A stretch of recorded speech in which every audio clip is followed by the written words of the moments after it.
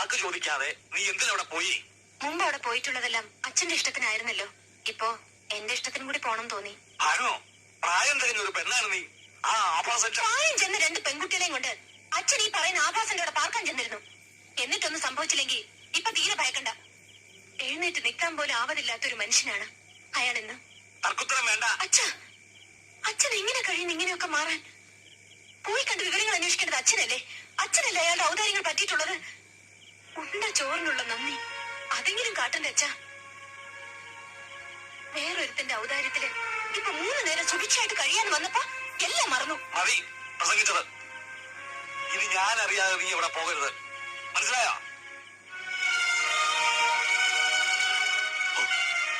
ആ അച്യുതനെങ്ങാനിത് അറിഞ്ഞാൽ പിന്നെ എങ്ങനെ ഞാൻ അവന്റെ മുഖത്ത് നോക്കും?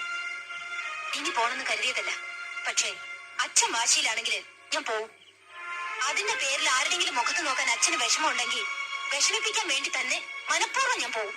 ആണോ?